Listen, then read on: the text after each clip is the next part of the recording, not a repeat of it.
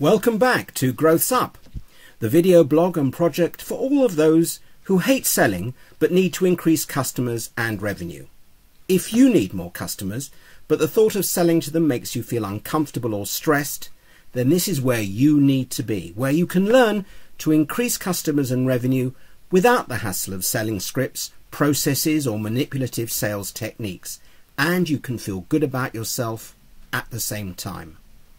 My name is Bruce Lawson, author of Growth's Up, and this is my 9th tip to help you ensure that your growth's up. Growth's Up, as you know, stands for generating revenue without the hassle of sales whilst uplifting performance. And as we've seen in past tips, all you need to do is have that natural conversation while you smile, have a nice chat, break through the noise, and use some of the fundamentals that we looked at in FCO2. That's the formula we've been looking at that stands for focus, congruence and control. Those 3 elements will help you both in the Growth's Up model and your life in general. We started looking at congruence last time, and now we continue with part 2 of that. Just to remind you, congruence is defined as agreement, harmony or compatibility. That which allows an uninterrupted flow of thought and emotion to a common goal. Congruence is that situation where everything works together without doubt or obstruction for a common, clear purpose. In the context of Growth's Up, this means that to achieve your goal of Growth's Up and to maintain your focus and your energy, you will find it far easier if you are congruent. Congruence will help you maximize your energy flow and help you achieve your goal of Growth's Up with less effort, more power and greater well-being. We've looked at physical congruence relating to diet and food, exercise and sleep. Now we continue with the 4th and 5th elements, being free from stress and relaxation, and then we'll look at psychological congruence. The 4th and 5th elements are linked, and they are being free from stress and knowing how to relax. You may not know, but there is a physical cost to being stressed, especially if you're one of the many people who suffer from various forms of stress over a long period. We'll look at the emotional and psychological costs later. For the moment, consider this. Every time you allow yourself to get stressed, there are chemical and physical changes in your body. All these changes help in accelerating the aging process. So you need to realize, if you're one of those people that do suffer from stress, that you're helping yourself age faster and subjecting your body to an unhealthy state. The whole subject of stress is a book in itself, and of course Growth's Up will help take the stress out of one part of your life, generating more revenue and more customers. However, if stress exists in other parts of your life and interferes with your congruence, then keep with me. Suffice it to say, when you're stressed, adrenaline and cortisol are 2 hormones that flood your body. These chemicals are designed to prepare the body for what is known as the fight or flight response. That is, they speed up the body's metabolism, the heart beats faster, blood pressure increases, which by the way is why some of you suffer from headaches when you get stressed, and the body goes into overdrive. This is all very well in small bursts, but over time it wears the body down. These chemicals also, by the way, suppress the body's immune system. So stressed people leave themselves open to a much greater risk of illness. At the same time, if you think back to when you've been stressed or uptight, maybe in your car stuck in a traffic jam or on a crowded train, you know what pushes your buttons. But here's the thing to remember. Remember how your body reacted. Were your hands clenched, shoulders taut, neck muscles tight? Was your stomach in knots? All of these are common physical manifestations of stress. And as I'm sure you can realise, keeping those muscles under tension for any length of time is bad for the body. It burns energy unnecessarily and can lead to headaches and muscle pain. So, bottom line, stress has a physical toll. To be physically congruent, you need to reduce or eliminate becoming stressed. You need to be able to relax. In the book, I will give you a few tips and exercises to help you avoid stress, stay relaxed, and allow yourself to stay physically congruent. The added plus to this is that you'll reduce your aging process and allow your body's energy to flow productively. Stress is one of the blocks you need to eliminate to be physically congruent. So learn how to relax, be less stressed, and the G.R.O.W.T.H.S model works even more effectively. There are two parts to preventing pressure leading to stress. The first is to identify what causes you stress. Because once identified, then you can either avoid the cause, or what we call the trigger or stressor, or learn how to reduce its effect. The second part is learning how to relax if you do feel stress creeping up on you. You'll find, as I've said, more detail on the stress, triggers and stressors in the forthcoming book. Of course, the great news is the stress of selling has already been eliminated from your life by applying G.R.O.W.T.H.S, so you're much closer to a relaxed state as one of the triggers has been removed. Physical congruence without psychological congruence, however, is not enough. It is by combining the two that the real benefits are achieved.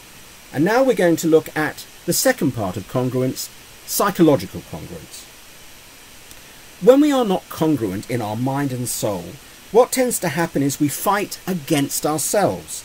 And as we've seen before, that is a battle none of us can win. Think about when you were last out shopping, for example. You saw something in a shop you really fancied, but you knew in your mind you didn't need it or couldn't really afford it. The battle began between your logical mind and your emotional feelings. What happens when we are not congruent? By the way, who won? The trouble is, whether you bought it or not, whoever won, you lost. What do I mean by that? Well, if you resisted buying the item, your logical mind felt good, but your soul felt cheated.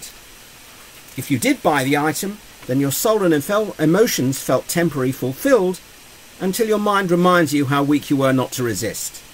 You see, when you fight yourself, you never win. However, to continue the example, if you knew you needed an item for yourself or as a gift for another, say you decided to donate to your favourite charity, you knew how much you could afford and you donated that amount. Now, because mind and soul are congruent, you feel good about what you did. Not just for a brief moment, but forever. There is no downside because you were congruent, psychologically and emotionally in harmony. Your energy all flowed in one direction as opposed to pushing against itself. For your mind and soul to be congruent, there must be harmony between what you think and what you feel. If you are honest with yourself, and as we've seen before, you do need to be honest with yourself, you know when your mind and soul are in conflict. So, how do we gain congruence over both mind and soul?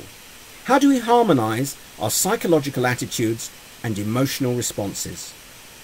It's all about practice and awareness. Be psychologically congruent, and your goal of G.R.O.W.T.H.S will be easier, run smoother, and energize you far more. So to start the process, from now on, every time you go to do something and there is a conflict between what you intend and what you desire, or if you think a thought and your conscience or soul tells you it's not right, stop. Take a deep breath and just take a few seconds to consider what it is that's causing the conflict. Again, stop, take a deep breath, and just take a few seconds to consider what is causing the conflict. An example. You're in the office or at work and you're talking with your colleagues. As is normal, everyone is gossiping about somebody else. You know a secret about the person under discussion. Your mind wants you to tell the group the secret, but the voice in your soul, your conscience, reminds you that it is not really right to spread the information you learnt in confidence. Before you say anything, stop. Take that breath and consider what is right for you. What will stop the conflict and bring congruence? It only takes a second, and you know what is right. What is right is what is congruent. Act on that, and you will feel an internal rush of energy and satisfaction that far outweighs any temporary few seconds buzz of being popular in a conversation. When you've done this once and taken the first step of stopping and considering before action, you will be on the path to being more in tune and more in touch with yourself, the real you. The good news is that every time you do this, it will get easier and easier to connect with the real, honest, hidden you that is the core of yourself. Your energized, honest, happy, congruent self. Each time you recognize the tug between the psychological you and the emotional you, and stop and resolve the conflict and resume that congruence of mind and soul, you will release real energy into your being. You will feel more satisfied and you will know, yes, I'm better than that. That being the conflict or the quick fix. If you practice this awareness, the stop, breathe and act honestly, according to the congruent you, your conscience, where mind and soul are in harmony, you will release that positive energy, feel better and be a better person. That will inevitably lead to a happier and healthier you, believe me. People will begin to notice the difference. They will respect you more, listen to you more often, and whether you know it or not, react to the increased energy flow that such congruence brings. Utilizing Growth-Up, which is already your focus, you will find no conflict in this area of your life, as your congruence will flow naturally in a harmonious, relaxed, natural way, as there is no conflict, only congruence in operating the model and what you're doing. So there we have it, being congruent in body, mind and soul, letting the energy flow freely through your physical, emotional and psychological self. Coupled to your focus, being congruent will bring you a freedom and a boost of energy every day that you practice it. The wonderful thing is, the more you practice it, the better and easier it gets. You will be healthier, happier, able to deal with life in a more positive and energized way. And all around you, people will notice the difference. When you use the Growth-Up model with your congruence, it will become even more effective and even easier to use. So, all we need to do now is add one more element and the formula of FCO is complete. That element is control, and next time we will look at that control from FCO2. Till then, I'm Bruce Lawson. Thank you so much for watching, and remember, greet the day with a smile and the day will smile back. Till next time.